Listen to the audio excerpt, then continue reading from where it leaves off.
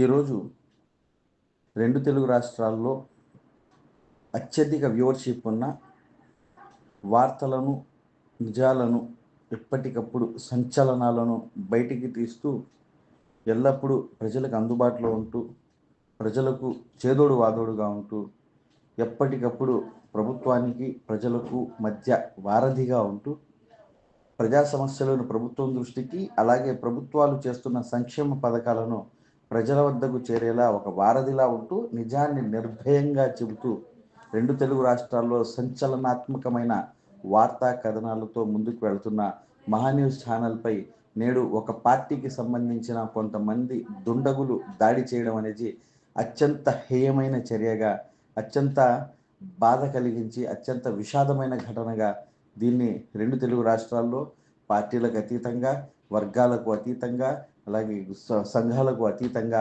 అందరూ దీన్ని ముక్త కంఠంతో ఖండిస్తా ఉన్నారు. అలాగే నేరుగా హైదరాబాద్‌లో ఉన్న మహాన్యూస్ ప్రధాన కార్యాలయానికి చేరుకొని అక్కడ పలువురు రాజకీయ ప్రముఖులు కావచ్చు, అలాగే పలువురు సంఘాలకు సంబంధించిన వ్యక్తులు కావచ్చు, పార్టీలకు అతీతంగా, రాజకీయాలకు అతీతంగా అందరూ పలువురు పలువురు ప్రముఖులు మహాన్యూస్ కార్యాలయానికి చేరుకున్నారు. చేరుకొని అక్కడ సంఘీభావం తెలిపారు. సంఘీభావం తెలిపి ఏదైతే మహాన్యూస్‌పై ఎవరైతే దాడి చేశారో జరిగిన దాడినైతే వారందరూ తీవ్రంగా ఖండించిన పరిస్థితి. ఎందుకంటే మీడియా రంగంలో భావ ప్రకటన స్వేచ్ఛ అనేది ఉంటుంది.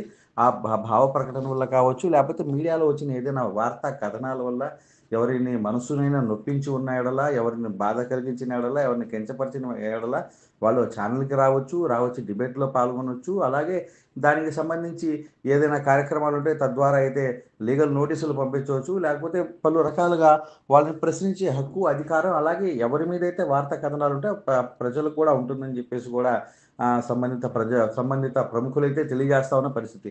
కానీ దీనికి భిన్నంగా ఏదైతే మహాన్యూస్‌లో ఏదైతే ఆర్టికల్ ఏదైతే ప్రచురితమైందో ఆర్టికల్‌ని పట్టుకొని ఆర్టికల్ ప్రచురితమైన నేపథ్యంలో ఏదైతే మీడియా మహాన్యూస్ ఛానల్‌పై దాడి చేయడం అనేది అత్యంత హేయమైన చర్యగా దీన్నైతే 2 తెలుగు రాష్ట్రాల్లో ప్రజలు కావచ్చు, ప్రముఖులు కావచ్చు, రాజకీయ నాయకులు కావచ్చు, సంఘాల వారు కావచ్చు, దీనైతే ముక్త కంఠంతో ఖండిస్తా ఉన్న పరిస్థితి. ఈ నేపథ్యంలో ఆంధ్రప్రదేశ్ రాష్ట్ర ముఖ్యమంత్రి నారా చంద్రబాబు నాయుడు ఏదైతే ఉందో ఈ ఘటనపై స్పందించి ప్రజాస్వామ్యంలో ఇటువంటి సంఘటనలకు, ఇటువంటి వాటికి చోటు లేదు. దీనిపై తెలంగాణ ముఖ్యమంత్రి రేవంత్ రెడ్డి స్పందించి దీనిపై చట్ట ప్రకారం కఠినమైన చర్యలు తీసుకోవాలని కూడా కోరడం జరిగింది. అలాగే నారా చంద్రబాబు నాయుడు ట్విట్టర్ వేదికగా ఒక ట్వీట్ కూడా చేయడం జరిగింది. ఏదైతే మహాన్యూస్‌పై దాడి జరిగిందో దాడిని తీవ్రంగా ఖండిస్తా ఉన్నట్టు, అలాగే మహాన్యూస్‌లో ఏదైతే కథనాలు కావచ్చు, ఏదైతే